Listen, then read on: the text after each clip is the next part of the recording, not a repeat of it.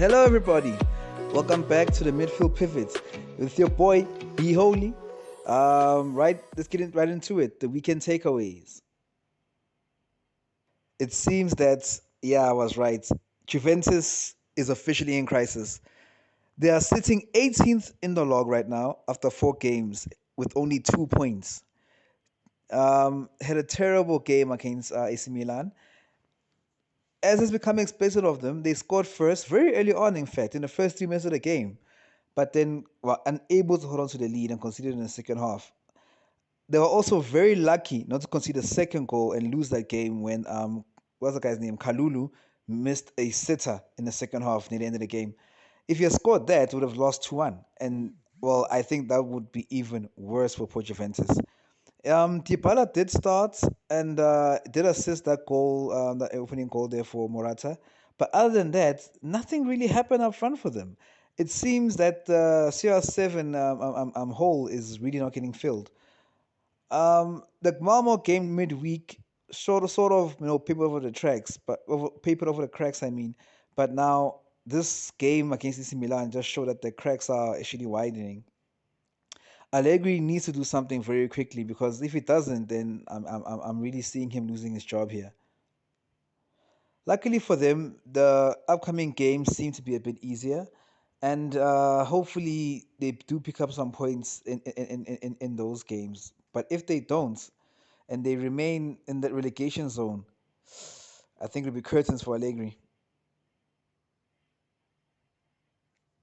Well, the next take, it seems like going from the bad to the ugly, and that is Kaiser Chiefs need a change. Um, Very rarely has this team done anything that really impresses me, but the way in which they are losing games is starting to impress me. Losing 4-1 to a team that literally formed overnight. That's just a team that was in Bloemfontein 1 second, bought by Billionaire, and now had to move to Durban. And that team had no gel, the one flowing, the one together at all in every game they played. But against you, they click and are able to score 4 goals past you. 4 goals. Royal AM, 4 goals past Kaiser Chiefs. It's terrible. Um, People are saying that it might be, Stuart Baxter's negative tactics or whatever, or his team or his bad team selection. I think it's everything. It's all of those things combined. He picked 6 defenders. I don't know whether trying to play a 3-4-3 or what's going on there, but the 3-4-3 doesn't seem to work very well. I don't know whether the guys don't understand the 3-4-3 formation trying to play or what it's like to me. It seems like it's actually a sixth step back because those full backs don't really push up enough. And then you had this weird notion of making Nukovic go out wide. I really don't understand what that's about. This man is a target man. Why would you want to play him out wide? He not mobile enough. He's not creative enough. It's a waste of a target man. But yeah, well, Baxter's doing what Baxter does, I guess. And if they keep playing like this, I really see Chiefs struggling as well. They had a bad season last year, and they seem to be trying to make it worse this season. Um, Chiefs fans, it's not getting any easier, guys. Good luck, and I hope it all works out. But I'm not confident at all. And now, finally, let's get to the good. And it is this: Chelsea are really on song. They make it look so easy at the moment. The way they dispatch of Spurs, yes, I know it's Spurs, but still, they had to dispatch of them. The way they dispatch of Spurs, they really a fantastic showing, especially considering that in the first half they didn't really play that well. But then again, Thomas Tuchel came through with those changes, brought on Golo Kante, who's completely transformed that midfield, and they were able to just really roll over this Spurs team and show the gap, just how much better they are than Spurs. So yeah, like I keep repeating every week now, it seems, guys, Chelsea is gonna be a problem. We come to my favorite part of the week, team of the weekend. Without further ado, let's get right into it.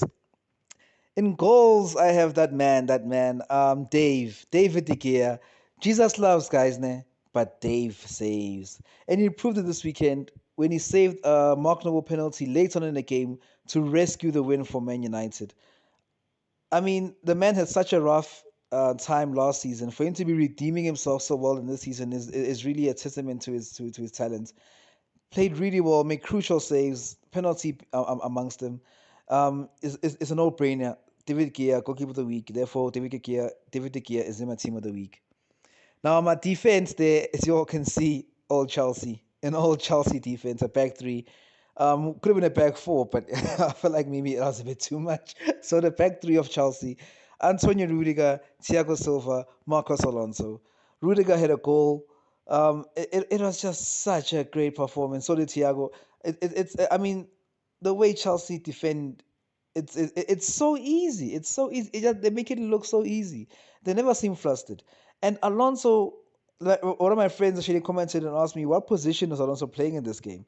He was playing so high up the field and still able to track back and make tackles. It was a great performance by him and a great performance by the Chelsea defense. So yeah, all three of them. That's my defense for this week.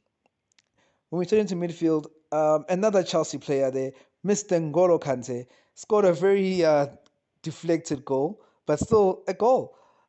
Came on for the second half and completely transformed the way Chelsea were playing and was able to, get that spark that enabled them to really take hold of the game and beat Spurs like they were supposed to. We're always happy whenever N'Golo Kante plays well. It's something we all celebrate because we all love N'Golo Kante. Hey, N'Golo Kante. So yeah, N'Golo Kante in the team. Next to him, the midfield, I have the man Joshua Kimmich.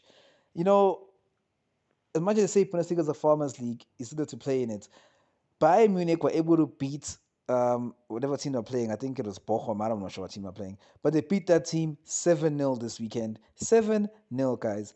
And guess how many goals Lewandowski scored? One. I mean, it's amazing. 7 goals and Lewandowski only scored one. That was because of Joshua Kimmich and how he took hold of this game. He was everywhere. He scored 2 goals in this game. Was always pushing into the box and also just really ran that midfield. There was only for Robert Lewandowski to really push himself because Kimmich was doing all the work. So yeah, that's why I guess it deserves spots in our team of the week. Now moving on to the forwards there. Um, Ismail Assar from Watford. The boy has been, on the cusp of a performance like this the whole season. Finally, he got a chance to do it with his 2 goals this weekend. It's really refreshing to see him, especially because of the potential that we all know he has, and to see him sort of fulfill that potential is a good thing. So it's Ismail Assar in the team of the week. On the other wing, we have our man Saint Maximan. You know, this boy, it was like he's playing Street FIFA right now. He has so many tricks, so many flicks, can't be marked, can't be touched. A well deserved goal this weekend. Should have had more, but you know what I'm saying? One or two, I guess. So, anyway, yes, Saint Maximum in the team of the week. Playing the number 10 role there, we have Nicolo Barella. Inter as well, we're playing Sampdoria, got 6 goals in that game. Nico Barella, very, very influential in all those goals. Fine wasn't assists, but he ran that midfield, Jorginho-esque almost. Got 1 goal in the game.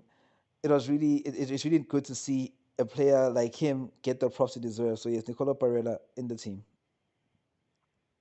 Now up front and for strikers there, we have the man that dismantled Kaizer Chiefs, Letswalo. 2 goals against a hapless Chiefs defense. I mean, still took advantage. 2 very good goals. Yeah, Chiefs were terrible, but Lutalo still put them away. Next to him, the machine, Erling Haaland, 2 goals this weekend. This boy just keeps scoring. I mean, he's got more goals than he's got games played. The teenage prodigy, the Terminator himself, the android, Erling Haaland. So yeah, guys, that's my team of the week for this week. Let me know what you think. Let me know which players you think deserve to be in it. Right then, shock defeat of the week. I really hate hopping on about this, but it has to be that 4-1 game between Kaizer Chiefs and Royal AM. I'm not gonna say Chiefs were supposed to win this game, but Chiefs were supposed to win this game. It's a newly promoted side, newly formed team against so-called giants. You can't be losing 4-1 to them. It's really an indication of just how much Chiefs have fallen. And if they don't shape up very soon, this is gonna be a weekly thing. So yeah, shock result of the week goes to Kaizer Chiefs. Anyway, guys, yeah, thanks for watching. Thanks for listening to me rant on about football. Um, Once again, thank you for subscribing. Thank you for liking. Thank you for your comments. Thank you for interactions on social media on our other sites. Please continue to do so. Please continue to support your boy. Yeah, till next time. Peace.